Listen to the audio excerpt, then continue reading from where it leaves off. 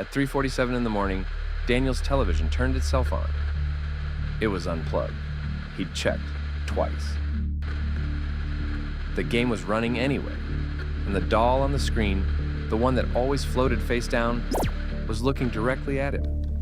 Daniel did everything the legend says you should do. That was his mistake. Let me explain.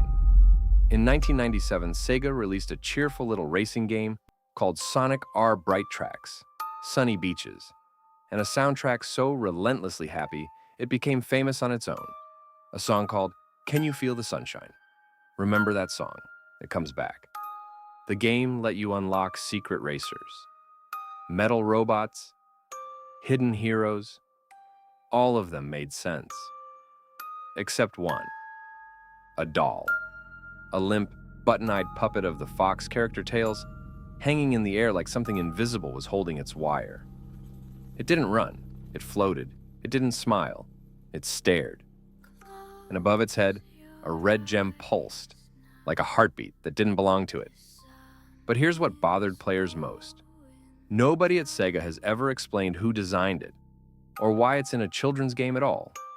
It felt less like a character, more like something that had been left there. For years, the doll was just a creepy footnote, but in the early 2000s, the internet gave it a purpose. Forum users began posting the same warning over and over. The Tails doll is a vessel, and there is a ritual that opens it. Pay attention to the rules, because they matter later. 1. Unlock the Tails doll. 2. At exactly midnight, play the game's tag mode as the doll, and hunt down every other character, one by one. 3. There must be a mirror in the room, facing the screen. And 4. The rule everyone forgets. When it's over, no matter what you hear, do not acknowledge it. Don't speak to it. Don't look for it.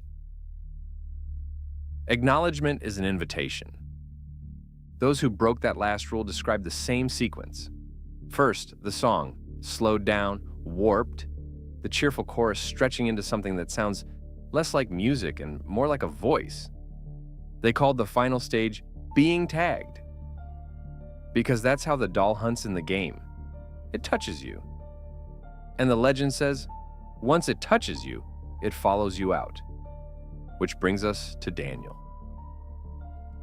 Summer of 2008, this story was posted a year later by his best friend on a horror forum. I'll let you decide what to believe. Daniel found a Sega Saturn at a garage sale for $20.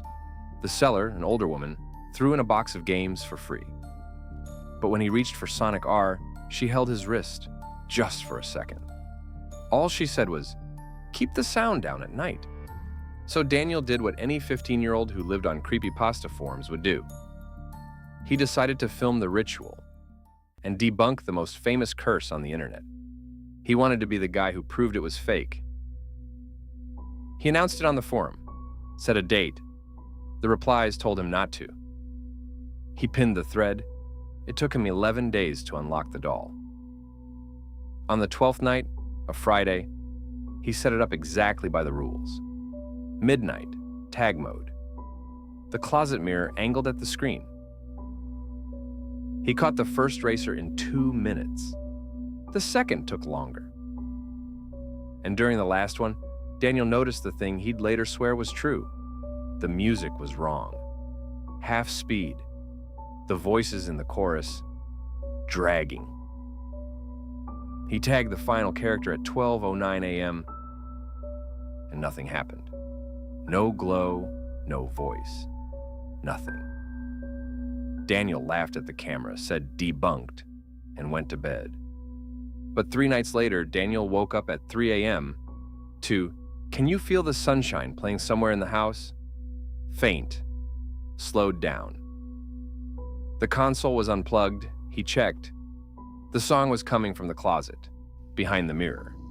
He remembered the woman at the garage sale. Keep the sound down at night. So he didn't open the closet. He turned on every light and waited for sunrise. In daylight, he found them. Thin scratches on the closet door. On the inside. His dog stopped entering the room entirely. It would stand at the doorway, staring at the mirror, growling at something Daniel couldn't see. So he covered the mirror with a bedsheet, told his best friend everything, and remembered Rule 4, don't acknowledge it. He'd been doing fine, but he had announced this ritual to an entire forum, and the forum wanted the video. So on the 6th night, camera rolling, Daniel stood in front of the covered mirror and spoke to it. If you're real, tag me. The song stopped. It had been playing so quietly for so many nights that he only noticed it when it ended. Which brings us back to 3:47 a.m. The television turned itself on, unplugged, the game running, the doll facing him. The red gem pulsed 3 times. Then the screen went black. And in the dead dark glass of that television, Daniel saw the reflection of his room, his bed, himself. And in the corner behind him, standing perfectly still, a small shape, with a single point of red light where its head should be. He'd been tagged. Daniel's family moved that same year. The official reason was his father's job. His best friend, the one who posted all of this, wrote that Daniel never uploaded the debunking video, never logged back into the forum, and never slept in a room with a mirror again. The last update on the thread is 4 words long. He doesn't talk about it. Is the curse real? Almost certainly not. It's a campfire story for the internet age. But here's the part that is true, and you can check this yourself. Sega has never credited a designer for the Tails doll. Not in the manual, not in interviews, not once in almost 30 years. If you've played Sonic R, or worse, tried the ritual, tell me in the comments. And before you go, that forum thread ended with one reply nobody ever answered. Someone tracked down the garage sale from the story and asked the old woman why she gave the game away. She said it had come back to her house, twice.